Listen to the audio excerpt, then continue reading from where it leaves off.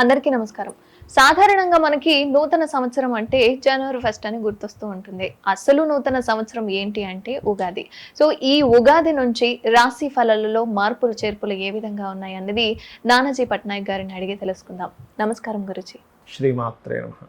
గురుజీ, ఈ క్రోధినామ సంవత్సరం నుంచి కన్యా రాశి వారి యొక్క జాతకంలో ఆదాయం కానీ, వ్యయం కానీ, అవమానం కానీ, పూజలు కానీ ఏ విధంగా ఉంటుంది గురుజీ? రాజ్యపూజ్యము, అవమానము, ఆదాయము, వ్యయము కనుక చూసుకున్నట్లయితే కన్యా రాశి వారికి ఇక్కడ 5-5-5-2 ఉంది. అంటే 5-5 అంటే ఆదాయం 5, వ్యయం 5, రాజ్యపూజ్యం 5, అవమానించవలసిన సంఖ్య 2 ఉంది.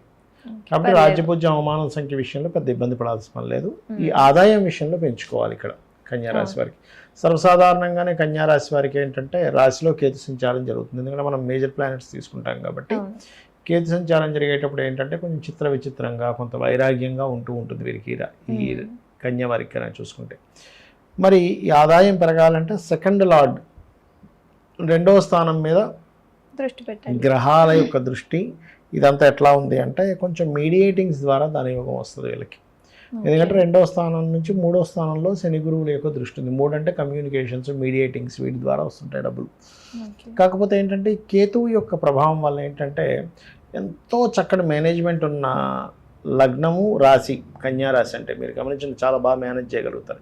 ఈ కేతువు వల్ల వైరాగ్యం, కేతు వల్ల కొంచెం డిస్ట్రాక్షన్ ఇలాంటివి ఇస్తూ ఉంటుంది. అందుకని ఏం చేయాలి వీళ్ళు ఉదయం నిద్ర లేచిన వెంటనే కూడా కూర్చొని చక్కగా గణపతిని గనక ఆరాధించినట్లయితే వీరికి ఆ డిస్ట్రాక్షన్, ఆ వైరాగ్యం అనేటువంటి తొలగిపోతుంది. సో ఫైనాన్షియల్ గ్రోత్, స్లోగా ఫైనాన్షియల్ గ్రోత్ ఉంది, దానికేం ఇబ్బంది లేదు. కాకపోతే ఏంటంటే 6వ స్థానంలో శని కుజులు కలిసి ఉంటున్నారు కదా, శని రవులు కలిసారు మొన్నటి వరకు, ఇప్పుడు మళ్ళీ శని కుజులు కలుస్తున్నారు. కాబట్టి ఏమిటి అంటే అప్పులు ఇవ్వడము, తీసుకునే విషయంలో గొడవలు రావడం వాటి వల్ల. అయితే ఒకటి శత్రువుపై జయం కూడా ఉంటుంది 6వ స్థానంలో. ఎప్పుడైనా సరే మీరు గుర్తుపెట్టుకోండి, శని కుజులు కలిసి ఉన్నారనుకోండి శత్రువుపై జయం ఉంటుంది, అదొకటి. అండ్ అదేవిధంగా ఈ సంవత్సరం వీరికి మే నుంచి ప్రాపర్టీ యోగం ఉందమ్మా. మే నుంచి ప్రాపర్టీ యోగం ఉంది. మే నుంచి ప్రాపర్టీ మూలంగా ధనయోగం కూడా ఉంది. చెప్పాలంటే కొనుక్కుంటారా లేక పూర్వీకుల ఆస్తులు ఎలాగైనా రావచ్చు, పూర్వీకులు రావచ్చు, వీళ్ళు ఓన్గా కొనుక్కోవచ్చు. ఓన్గా కొనుక్కునే ఛాన్సెస్ ఎక్కువగా చూపిస్తున్నాయి మే నుంచి అయితే. ఓకే. అలాగే కొంచెం సంతానం విషయంలో కొంత స్ట్రెస్, ఇష్టపడిన వారిని వివాహం చేసుకోవడము జరుగుతుంది. ఇష్టపడిన వారితో కొంతవరకు గొడవలు కూడా ఉంటూ ఉంటాయి చెప్పాలంటే. ఓకే, జాగ్రత్తగా ఉండాలి. అవునమ్మా, అవును, అదొకటి మెయిన్గా కొంచెం జాగ్రత్త తీసుకోవాలి. అండ్ అదేవిధంగా వ్యాపారస్తులకు చాలా బాగుంటుందని చెప్పుకోవచ్చు. అండ్ విదేశాలకు వెళ్ళాలని ప్రయత్నం చేసేటువంటి వారికి కూడా చాలా బాగుంటుంది చెప్పాలంటే. విదేశీ ప్రయత్నాలు ప్రత్యేకంగా ఏంటంటే మే లోపలైతే బాగా అనుకూలిస్తాయి. అందులో ప్రధానంగా వీళ్ళు ఏదైనా విదేశాలకు వెళ్ళి చదువుకుందామని ప్రయత్నం చేస్తుంటారు చూసారా, అటువంటి వారికి ఈ సంవత్సరం చాలా బాగుంటుంది చెప్పాలంటే. అదేవిధంగా గురుజీ, విద్యార్థుల సంగతి అంటే ఇప్పుడు రాబోయే ఎగ్జామ్స్ ఏవైతే ఉన్నాయో, సో ఎగ్జామ్స్ కావచ్చు, వాళ్ళు రాసే కాంపిటేటివ్ ఎగ్జామినేషన్ కావచ్చు, ఏ విధంగా ఉంటుంది? విద్యార్థులకు చాలా బాగుంటుందమ్మా. ఎందుకంటే 4వ స్థానాధిపతి తనకి ఇంకొక మిత్రుడైనటువంటి కుజక్షేత్రంలో ఉన్నాడు. అక్కడుండి మనకి 4వ స్థానాన్ని వీక్షిస్తాడు. చూడ్డానికి అష్టమంలో ఉన్నప్పటికీ 4వ స్థానం తన స్వక్షేత్రాన్ని వీక్షిస్తాడు. ఏదైనా గ్రహం తన స్వక్షేత్రాన్ని వీక్షిస్తే గనక అది 4వ స్థానం అయింది కాబట్టి ప్రాపర్టీస్ విషయంలోని, తల్లిగారి అనారోగ్యం ఏది ఉంటే ఆరోగ్య విషయంలోని, అదేవిధంగా గృహము, వాహనము, ఈ విషయాల్లో కూడా చాలా బాగుంటుంది. పేరు ప్రఖ్యాతులు కూడా రావడము, శీలం అంటే చూడండి ఇప్పుడు మనం బ్యాడ్ నేమ్ వస్తుంది అనుకునే దగ్గర గుడ్ నేమ్ రావడము, ఏదైనా మీ మీద జరిగినా సరే మంచి వైపు తీసుకెళ్తుంది. వీళ్ళు చేసుకోవాల్సిన దేవత ఆరాధన ఏంటి? వీళ్ళు ఎక్కువగా వెంకటేశ్వర స్వామి ఆరాధన, దుర్గా ఆరాధన చేసుకోవడం మంచిదమ్మా. మీరు గురుజీ, క్రోధినామ సంవత్సరం అని అంటూ ఉంటారు కదా, అంటే రాశి ఫలాల్లో కాకుండా ఆధ్యాత్మికంగా కావచ్చు, సాంస్కృతికంగా కావచ్చు, క్రీడలలో కావచ్చు, బయట ఏ విధంగా ఉంటుంది గురుజీ అసలు? ఒకటేనమ్మా, ఈ క్రోధినామ సంవత్సరానికి ఎవరు రాజు అంటే కుజుడు రాజు అయ్యాడు ఈసారి. ఈ సంవత్సరం రాకముందే మనం ఆల్రెడీ జనవరిలోనే ప్రిడిక్షన్ చేసాం. ఏంటి అంటే జనవరి, ఫిబ్రవరి ఆ మాసం నుంచి కొన్ని పేలుళ్ళు కావచ్చు, లేకపోతే అగ్నికి సంబంధించినవి కావచ్చు. ఎందుకంటే కుజుడు, శని, రవి కలుస్తున్నారు. రవితో శని కలిసిన, కుజుడు కలుస్తున్నా, మీకు ఎందుకు ఈ మార్చి మాసం నుంచి, ఫిబ్రవరి మార్చి మాసం నుంచి పెరుగుతూ ఉంటాయి. ఎందుకంటే మీరు ఈ కుజశని కలయిక ఎలాంటిదంటే అమ్మా, హీరోసీమా నాగసాకి జపాన్ మీద వేసిన బాంబు, అప్పుడు కూడా ఏంటంటే ఈ కుజర్ శనులు కనెక్టివిటీస్ ఉంటాయి ఆ టైంలో కూడా. మీరు ఏదైనా యుద్ధ సమయాల్లో కానీ మనకి చూడండి ఏదైనా ప్రమాదం వస్తుంది, ఏదైనా ప్రమాదాలు రావడం అంటే బాంబు పేలుళ్ళు కావచ్చు, లేకపోతే ఈ రాజకీయంగా అనేకమైనటువంటి గొడవలు కావచ్చు, సడన్గా అసలు ఊహించనంత మార్పులు తీసుకురావడం కావచ్చు, అల్లర్లు కావచ్చు పెరుగుతుంటాయి. కాబట్టి కొంచెం జాగ్రత్తగా ఉండాలి. అంటే ఏంటంటే రాజులకి యుద్ధం చేయాలనే ఆకాంక్ష పెరగడం ఇలాంటిది ఇస్తుంది క్రోధినామ సంవత్సరం. ఎందుకు రాజు ఏమో కుజుడయ్యాడు. అయితే మరి ఇది రాకముందే ఎందుకు వస్తుంది ఇదంతా అంటే మనం జనవరిలో ఎందుకు చెప్పాము అంటే ఆ గ్రహాల యొక్క కలయికలు అలా ఉన్నాయి. జనవరి ఫలితాల్లో కూడా చెప్పాం మనం యాక్చువల్గా. దాని ఇది ఉంటుంది అందుకని. అయితే ఇక్కడ దీనికి మరి అందరూ ఇప్పుడు చూడండి బయట యుద్ధ సంబంధించిన వాతావరణం ఇవన్నీ ఒక పక్కకు పెడతాయి. ఇందులో సామాన్య ప్రజలు ఇరుక్కోకుండా ఉండాలి అంటే కనుక శని కుజ గ్రహాల దగ్గర దీపారాధన చేయాలి. వారాహి అమ్మవారి అష్టోత్తరాలు చదువుకోవాలి. వీలైతే గోవులకి క్యారెట్లు బెల్లము తినిపించాలి. ఇలా కనుక చేసినట్లయితే ఖచ్చితంగా బాగుంటుంది. అది అంటే ఇప్పుడు మనకి తర్వాత స్పోర్ట్స్ కి సంబంధించి ఉన్నాయి. అవునమ్మా. సో అందులో మనకి ఎటువంటి లాభాలు వస్తాయి? స్పోర్ట్స్ రంగాలకు సంబంధించిన విషయంలో అంటే అమ్మా ఇది అది అప్పటికప్పుడు స్పోర్ట్స్ సంబంధించినటువంటిది ఎవరికి వారి జనరల్ జాతకాలు తీసుకొని చెప్పుకోవాలి. అప్పుడున్న ఏ స్పోర్ట్స్ టైంలో అసలు గ్రహస్థితి ఎట్లా ఉంది దాని పరంగా. అయితే స్పోర్ట్స్ రంగాలకు సంబంధించింది మాత్రం కొంచెం అంటే మొదటి క్రోధినామ సంవత్సరంలో కుజుడే రాజయ్యాడు కాబట్టి స్పోర్ట్స్ రంగాల్లో కుజుడు స్పోర్ట్స్ కారకుడు. ఆ రంగాలు బాగుంటాయని చెప్పుకోవాలి.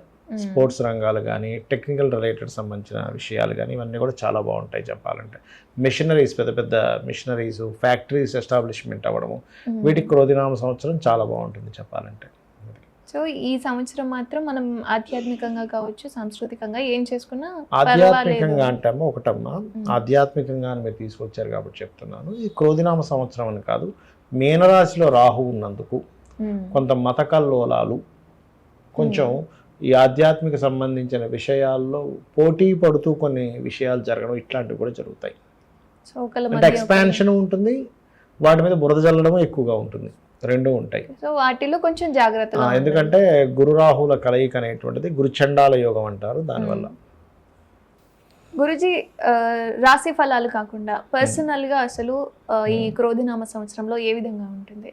పర్సనల్గా అంటే అమ్మా ఇందాక నేను మీకు ఒక్కొక్క రాశి గురించి చెప్పాను కదా, అలా కాకుండా పర్సనల్ చార్ట్ అని ఉంటుంది. అంటే మీరు జన్మించినప్పుడు ఉన్నటువంటి సమయాన్ని, తేదీని, నెలని, సంవత్సరాన్ని, ప్రదేశాన్ని తీసుకొని మీరు ఏ లగ్నంలో జన్మించారు, మీరు పుట్టిన లగ్నాన్ని బట్టి మీ యొక్క ఎదుగుదల ఎలా ఉంది అంటే ఇది పర్సనల్ కంప్లీట్గా. ఇప్పుడు మేషరాశి వారందరికీ జనరల్గా జరిగే కొన్ని ఉంటాయి. మీ పర్సనల్ చార్ట్ మీకు యూనిక్గా ఉంటుంది. ఎందుకంటే ఒక మనిషి ఉన్నట్టుగా వేరే వాళ్ళు ఎవరు కూడా అలా ఉండరు చూడడానికి. అలా తెలివితేటలు ఉండవు, ఎలా వేరు వేరు ఉంటాయి. వాళ్ళకున్న తెలివితేటలు వేరే వాళ్ళందరికీ, వాళ్ళకున్న స్కిల్స్ వేరే వాళ్ళందరికీ ఉండాలని రూల్ లేదు.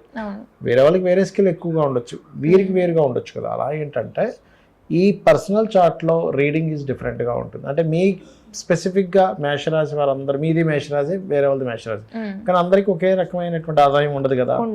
అంటే మీ పర్సనల్ చార్ట్లో ఆదాయాన్ని ఇచ్చే కారకుడు అంటే మీకు ధనాన్ని ఇచ్చే కారకుడు ఎలా ఉన్నాడు, మీ పర్సనల్ చార్ట్లో సిబ్లింగ్స్తో ఎలా ఉంది, మీ పర్సనల్ చార్ట్లో ఏ డైరెక్షన్స్లో నివసిస్తే బాగుంటుంది గృహము, మీ పర్సనల్ చార్ట్ రీత్యా ఎందులో డబ్బులు వస్తాయి, ఎప్పుడు డబ్బులు వస్తాయి, అదేవిధంగా వివాహ సమయం ఎప్పుడుంది, ఎటువంటి వారు మీకు జీవిత భాగస్వామిగా వస్తారు, సంతానం అభివృద్ధిగా ఉండాలంటే ఏం చేయాలి, మీరు జాబ్ చేస్తే బాగుంటుందా, లేకపోతే బిజినెస్ చేస్తే వ్యాపారం చేస్తే బాగుంటుందా, లేకపోతే ఇక్కడ ఉద్యోగం చేస్తే బాగుంటుందా, విదేశాలకు వెళ్తే బాగుంటుందా, అలాగే ఇన్వెస్ట్మెంట్స్ ఎప్పుడు చేయాలి, లేకపోతే అప్ అండ్ డౌన్స్ వస్తాయి చాలా మందికి, సడన్ రైజ్ వస్తుంది, సడన్ డౌన్ వస్తుంది.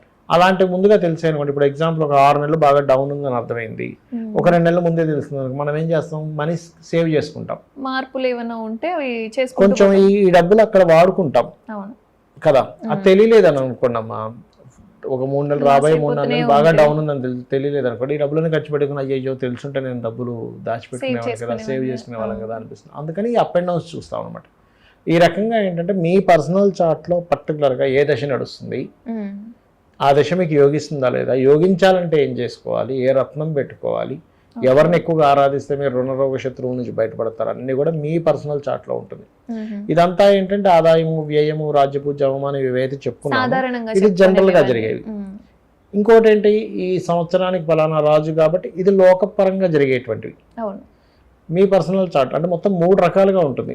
రాశి ఫలాలు బయట జనరల్గా జరిగేది మీ పర్సనల్ చార్ట్ అది. అయితే మీకు ఇప్పుడు సందేహం కలగొచ్చేవండి, మరి నా పర్సనల్ అయితే ఇవన్నీ ఎందుకు చెప్పుకుంటున్నామని. ఇప్పుడు మీరు ఉన్నారు ఇక్కడ నుంచి మీ ఇంటికి వెళ్ళాలనుకోండి, పీక్ టైం ట్రాఫిక్ టైంలో అయితే గంట పట్టొచ్చు, నార్మల్గా అయితే 20 minutesలో పట్టొచ్చు. బయటన పరిస్థితులు బట్టే కదా మీ జర్నీ ఉంది. అవును. అట్లా ఏంటంటే మీ జర్నీ ఎంతసేపట్లో వెళ్తారనేటువంటిది మీరు ఎంత ప్రయత్నం చేసినా బయట ఉండే వాతావరణము, బయట ఉండే ట్రాఫిక్ అనుకూలించాలి. ఆ ట్రాఫిక్ ఎలా అనుకూలిస్తుంది, ఏ టైంలో అయితే అనుకూలిస్తుందని మనకి ఎట్లా తెలుస్తుందో గోచార ఫలితాలు కూడా అలాగే. సో బయట జరిగే సిచ్యువేషన్స్ కూడా మనం కంట్రోల్ చేసుకోవచ్చా గురుజీ? మన రెమెడీస్ ద్వారా కంట్రోల్ చేసుకోవచ్చు. ఏ సమయంలో చేస్తే మంచిదని. ఇప్పుడు మీరు ఉన్నారమ్మా, ఇప్పుడు ట్రాఫిక్ తక్కువగా ఉంది, కానీ అదే 9-10 o'clock అప్పుడు అంటే ఎక్కువగా ఉంటుంది, పీక్ టైం కాబట్టి. మధ్యాహ్నం టైం తక్కువగా ఉంటుంది కదా. దాన్ని బట్టి మీరు ఇప్పుడు ఎంతసేపట్లో వస్తారు మీరు అని ఇంట్లో వాళ్ళు అడిగారు అనుకున్నా, 1/2 hourలో వస్తా అంటారు. అదే మీరు ఈవినింగ్ 5 o'clock 6 o'clock అయితే ఎక్కడ 1/2 hour ట్రాఫిక్ జామ్ ఉంటుంది, 1 hour పడుతుంది అంటారు. సమయాన్ని బట్టి మార్పులు అనేవి బయట ఉండే ట్రాఫిక్ ని బట్టి మీకు ఎలా అయితే మీ యొక్క సమయం ఎలా పడుతుందో గోచారంలో ఉండే గ్రహాలను బట్టి ఇక్కడ కూడా మార్పులు వస్తూ ఉంటాయి. అది అంటే బయట ఏం జరుగుతుంది, మనలో ఏం జరుగుతుంది, అసలు రాశి ఫలాలు ఏ విధంగా జరుగుతుందని చెప్పి చాలా కన్ఫ్యూజన్ ఉన్న వాళ్ళు ఉంటారు. వాళ్ళకైతే చాలా క్లారిటీగా చెప్పారు. చాలా చక్కటి అంశాలను మాతో పంచుకున్నారు గురించి. ధన్యవాదాలు. శ్రీమాత్రే నమః.